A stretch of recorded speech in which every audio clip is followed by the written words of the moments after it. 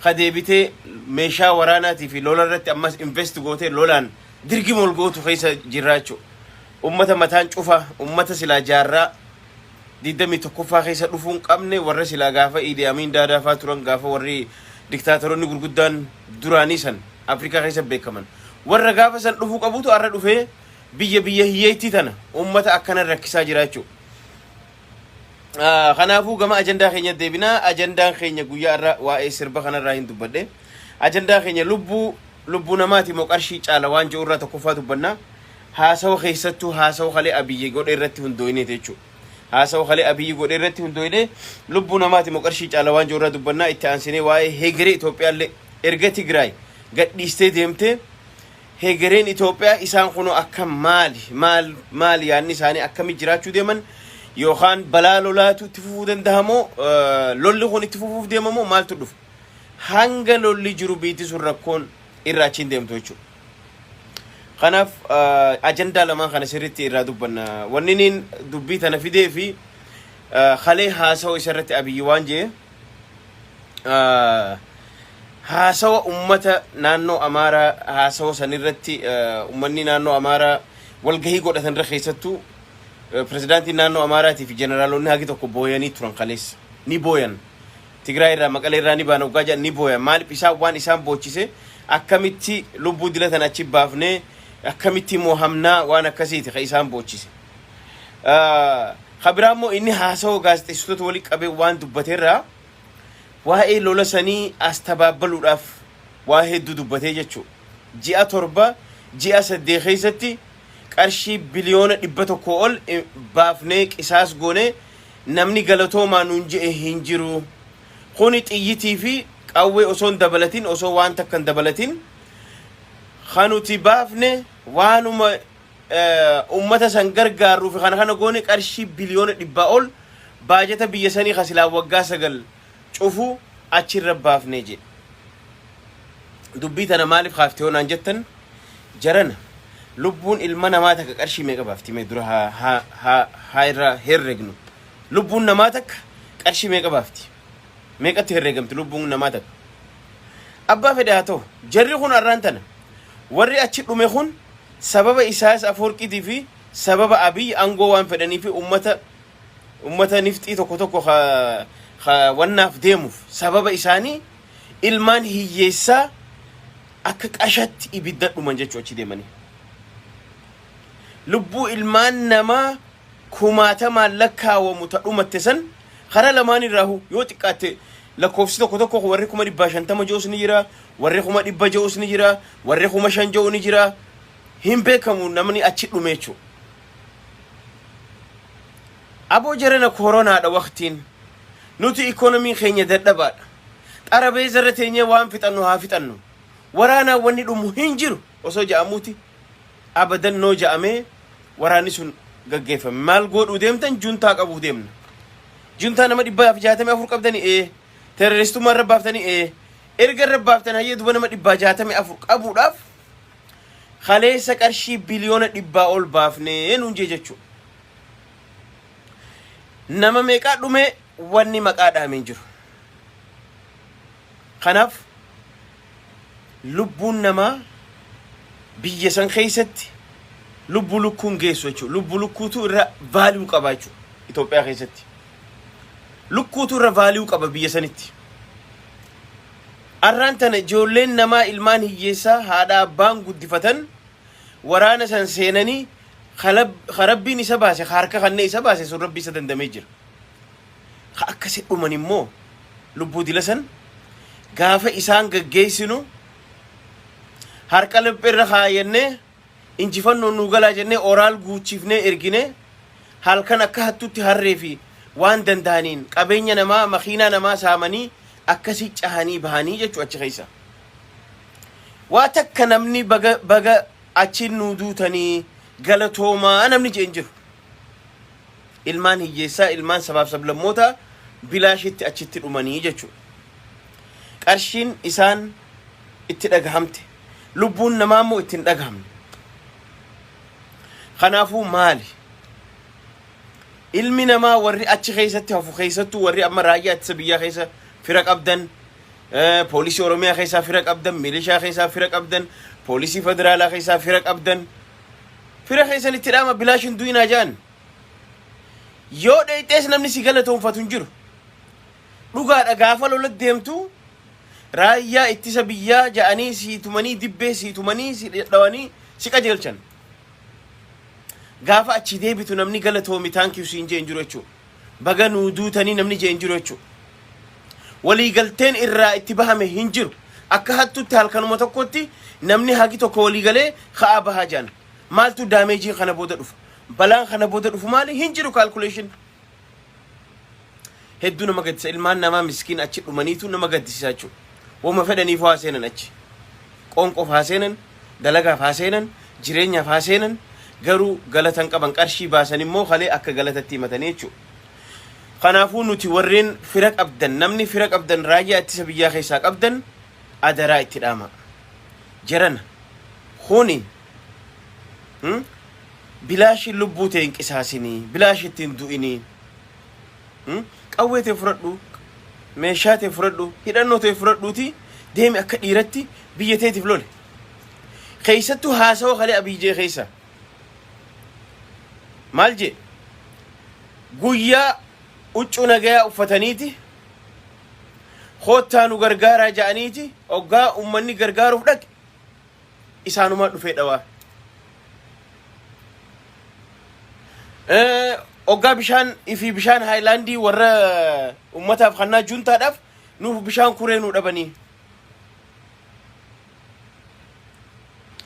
kana isaan haasaba daraddaran malee ati gaafa saba tokko wallolte saba murate tokko ummanni kun muratee jira ummanni kun gaafa ati weeraruuf itti dhufte gaafa humnaan macalaasuuf itti dhufte ilmi namaa tokko siif hin rafuu jechuudha gaafa san eenyutu bosona taaf eenyutu dahoo taaf ummata malee gaaraa miti eeyiruu qotaati kilaash as kaayyatee eeyiruu oggaate achi dabarte kilaash biyya keessa dhoysee baasee duubaasidha kara meeqaan siin lola ummata injifachuu hin dandeesse jechuudha kanaaf arra warri waanni isaan ji'a torba keessatti bilisummaa isaanii deebi'anii gonfataniif jechuudha warra ifa ajjeesifaa jiraa jee ummanni baasilxaanonni gurguddaan maaliif nama wallolluun hin beeynu kun hundi siviilii uffatee yaa'a kun akkana ta'a silaa akkam akka ta'an feetan isin hundi isaanii tokkummaadhaan bira dhaabbatanii jechuudha gaafa isin dubartii isaanii akkuma dheetan akka awwaanisaa shanyiiteessan isin keessa haa xoonettanii gudeedan nama diiddamaan daa'ima ilmoo 12 waggaa gudeedan maal akka ta'an fedhan ummanni kun gizee ijoollee dargaggeessa amata 12 olii kararratti akkuma arganidhaan ummanni kun akkam akka ta'u barbaadan biyya fi bilisoonfatan jechuudha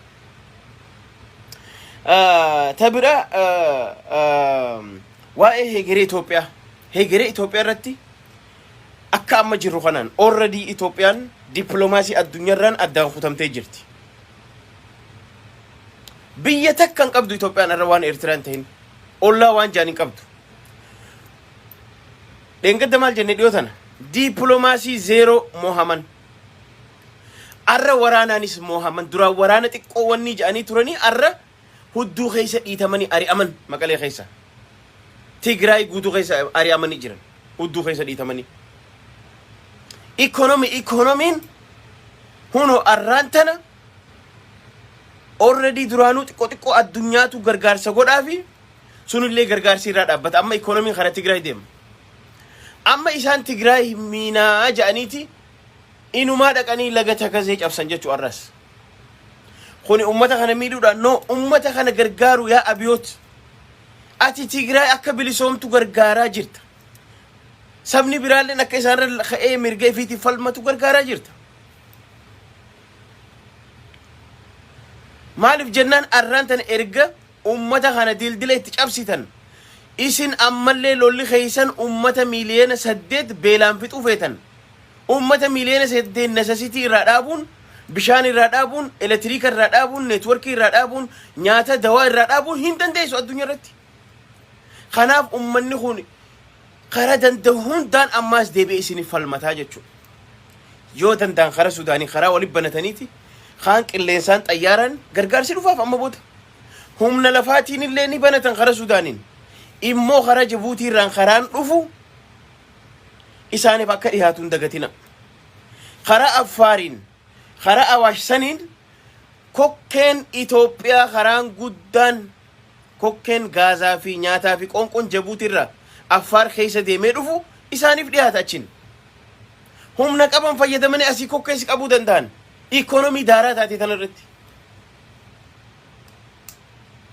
isaan adabna jetteeti Itoophiyaan if adabaa jirti addunyaa wajji if adabaa jirti arra addunyaa recognition kan ta'eef boruu ganama ilmi namaa biyya takka kabulfatu amma nuti Tigraay dhagaadha jinni jaanka waan akkanaa sun no biitii Tigraay irra dhagaa biitii gammoojjii ka waan takkan facaafanne meeqaa jiraachaa jiraatu kanneen immoo sababa argatan sababa itti addunyaan isaan deeggartu argatan arra ummata kana baankii qarshii keessaa qulliftee deemte elektriika bishaani waa hunda hin dandeessu ilmaan namaa addunyaa irratti qaxxa'uu hin dandeessu politika wal dhabuun ni jira isaanii wal loluu dandeessa garuu daa'ima jira manguddoo jira qotee bulaa jira waa meeqa jira ilmaan namaa jira jechuudha achi keessa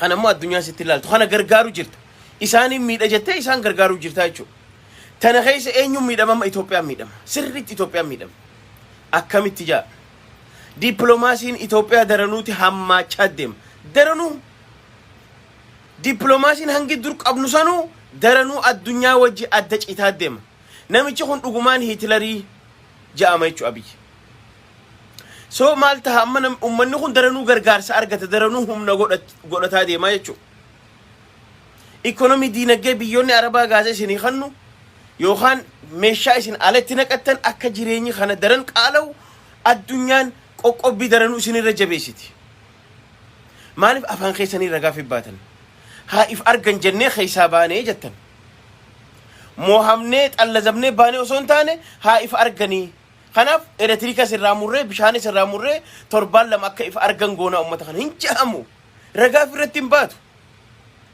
akkana jettee ragaa irratti hin baatu addunyaa irratti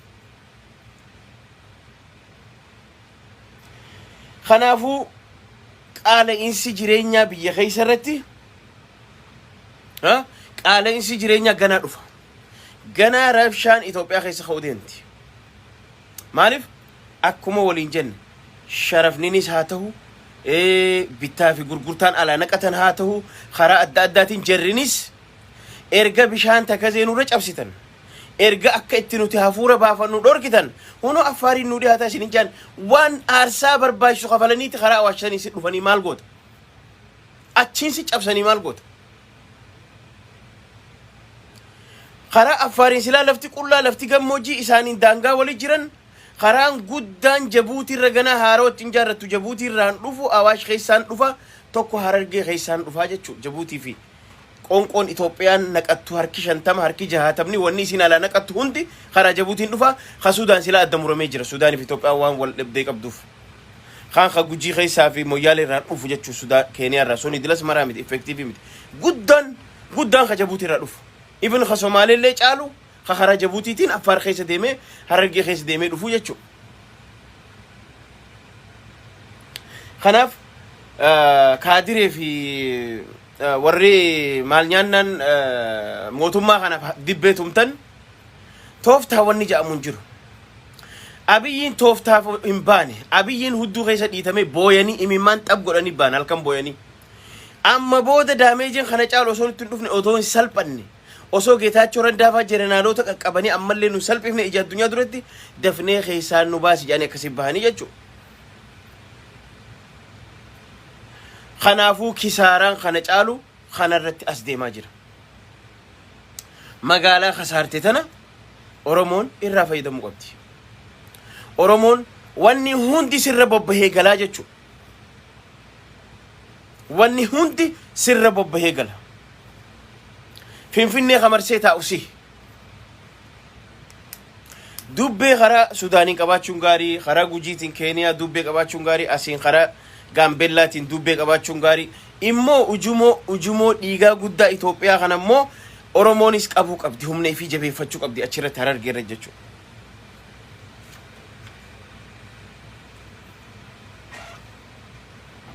sini galee kanaafuu Oromoon sammuu teenya brain wash gochuu qabna. Amma booda akkamitti khara humnatti jijjiiramne humna teenya jabeeffannee ajaja dur caala ajajaan akka duraanitti walii kannamu waan hin jirreef joolleen ta university irraa baate ibidda tanayya joolleen ta doktorummaa dhiisee injineeringummaa dhiisee bu'aa meeqa dhiistee joolleen gaaratti mirgee fi falmachaa jirti jechuudha. Gizee humni mootummaa dadhabe gizee qaamni tokko achiin dhaamee achiin dadhabee dhufe humna teenya immoo nuti jabeessuu qabnaa jechuudha warri biyya alaa jiru. Humna teenya isaan bira dhaabbachuu humnaan. Warri biyya jiru immoo akka warra Tigraay ta'a. Hello, dammaqi Oromoo. Dammaqi.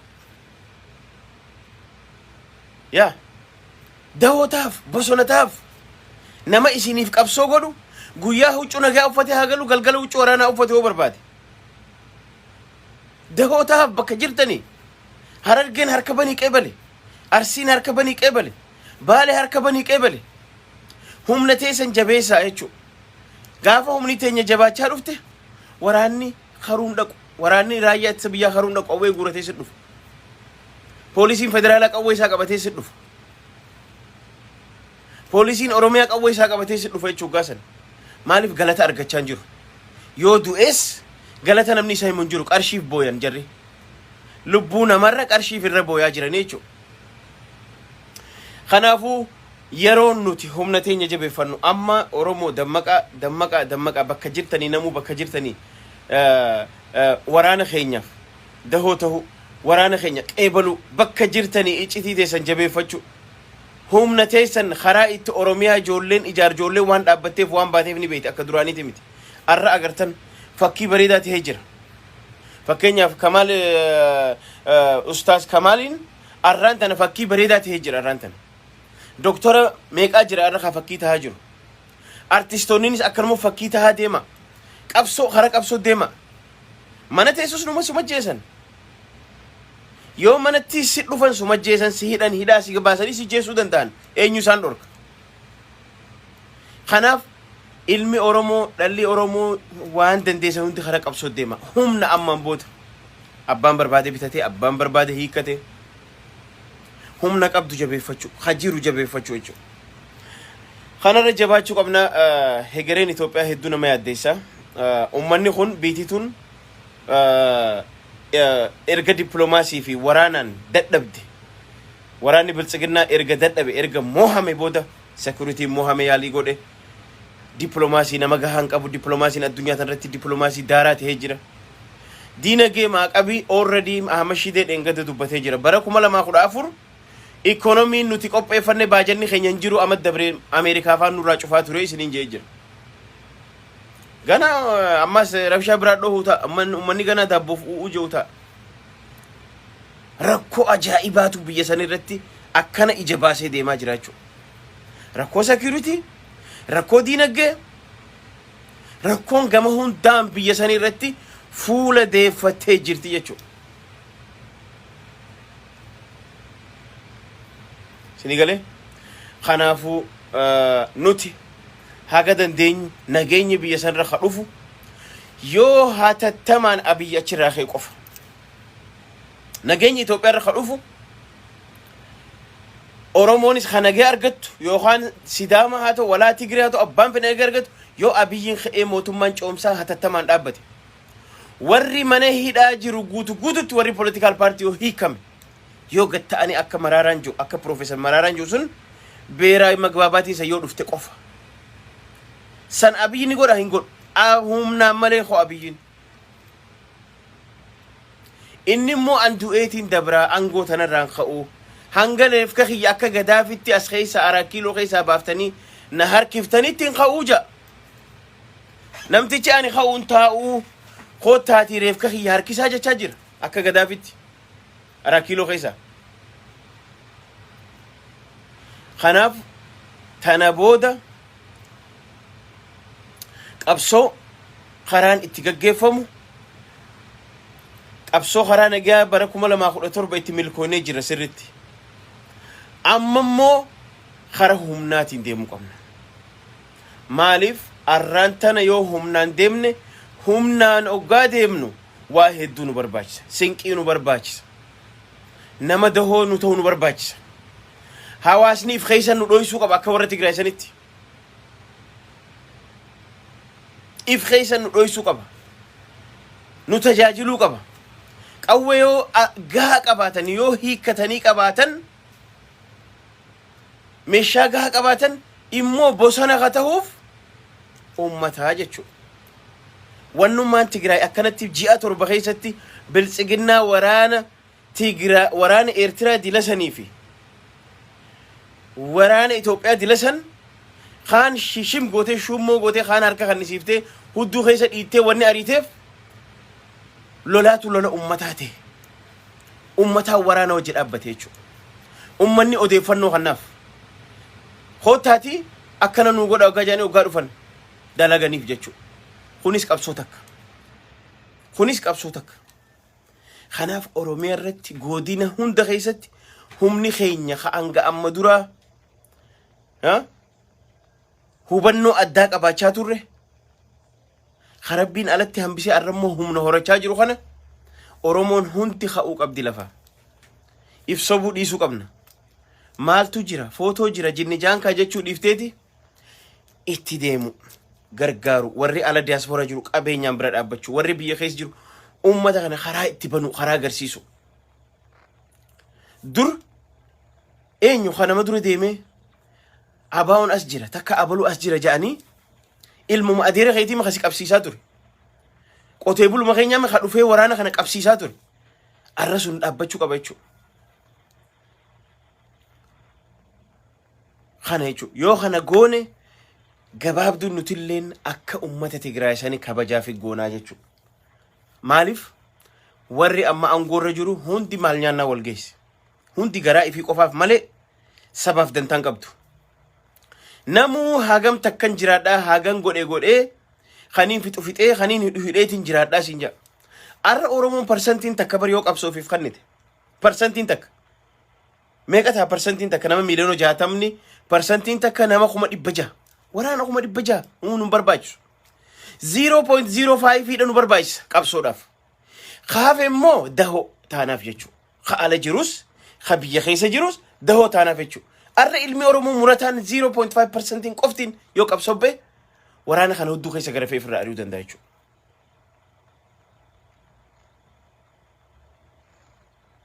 Hanga amma duraa ta'e akkuma jiru ta'e kunis tooftaa waraanaati bar waraana dheeyxee poolisa dheeyxee hidhattee hidhannoo ta'e fudhattee dhiira galuunis tooftaa waraanaati. Wannummaa mootummaa kana kasaarsee tokko kaname. Kaanis qawwee hidhatee dhufa qawwee fudhatee deema meeshaa fudhatee deema. Kaanis deemee harka as rakkabee qawwee as rakkabee deema. Qullate harki Abiy qullate uummata akka hin qabu security zero nothing. Harki isaa qullate khadeeme kaan ajjeesanii irraa fuudhan hiikkatan. Kaan immoo dhaqeetii salfii galee akka looniitti salfii galee itti kannee dhufe meeshaa uummata Tigraayitti. Ijoolleen taanis ta'a Oromoo keessaa liyyuu haayilii Oromiyaa jinni jaankaa wanni ja'antunis waboota as rakkabaa jirti gargara sinaayipara babbareedaa waboon qabattee dhaabbatu sun eessaa dhufe. Abbaate ijoolleen dhayxeetuma hidhatti dhayxeetuma waboo dabalamtee jechuudha. Jabaadha akkas godha. Haaftanillee hidhannoo teessan fudhadhaati. Kara qabsoo. Arra 0.5% Oromoo bilisoomsuuf niga. Oromootti kabajaa godhuudhaaf, Oromiyaatti kabajaa gochuudhaaf ilmaan Oromoo miliyoonni 60 baay'atanii 0.5% niga. Kun akka gaariitti Oromoodhaaf gaha. Haafe qabeenyaan bira dhaabbata waan danda'u waan hundaan. Maaliif lafti teenyaa'u teessumti teenyaa'u Finfinnee marsinee teenya gamaa gamanaa Finfinnee marsinee teenya. Kanaaf Oromoon sammuu teenya deebifnee ammallee we have to refresh our brain.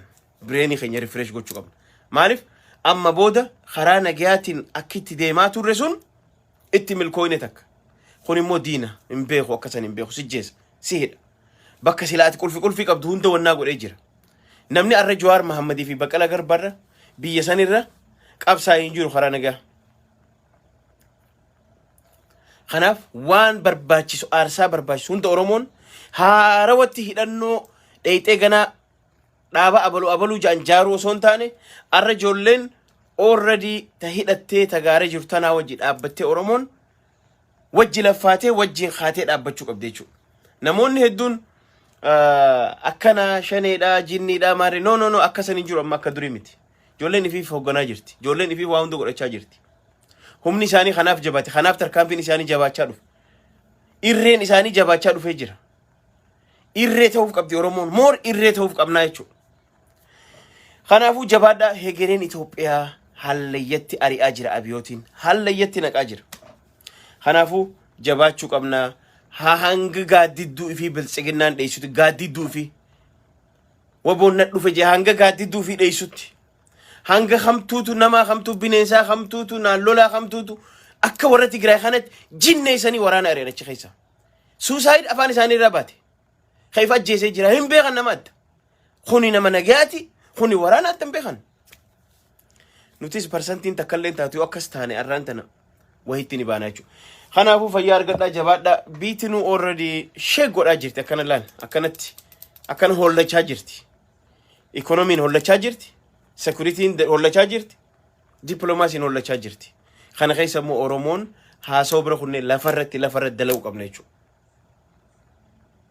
kana gizee jennu immoo warri hayyoonni isin afaan qabadhaa mana tatta'a jechuu miti warri miidiyaa afaan keessan qabadhaa ta'a nutuutu lafa qofar no laal khacallisee magaaraja duubaan dalagu haa dalagu aktivismii dalagu haa uffatu gaazexeessaa haa uffatu warri qabeenyaan gargaarta qabeenyaan oofa hundi waliin deemuu qaba adda cituun qabu jechuu barbaanneeti warreen mooraaluma Oromoo cabsuuf dhaabbatan galgalaa ganama Oromoon akkana taate Oromoon akkas taate Oromoon dhiisa waan akkana haasaw akkana dhiisa ni dandeenyoo jette Oromoon maaliif hin goone waan takka ni dandeenya kanaaf jabaadhaa haasaw Facebook qofa nurraa dhiisa haasaw miidiyaa qofa dhiisa lafarra dalaga sirri gaafii sirriiti garuu dhiifamuun qabu haasawni kunis haasawni jiraachuu qaba maaliif sammuu namaatuun gizee hunda bireen waashi godhamuu qabdi waan diinni guute keessaa dhiquu qabna soo kana fayyaa argadhaa nagaa naaturaa arrallee tanumaan isinii dhaamuu dhufe asumaaniin sirba zawduu silashiitiin waa'ee qaala'insa jireenyaa dukkaanarra deeme zayitiin dhumte sukkaarri dhume haja'uun isin xumura fayyaa argadhaa jabaadha gabaata sabbeesii maloo yaa mootummaa yoo kanarraa fudduu guddisi daa'ima ashaboo summunii afurtamaa galee bara furuu gabduu gaangeen ilmoo dhalee baran Nuro wada dera baadiyaa magaalaa kan jiru mi'eessee wayyaanee fadaala soorii arga baasii yaa rabbi keetu jaala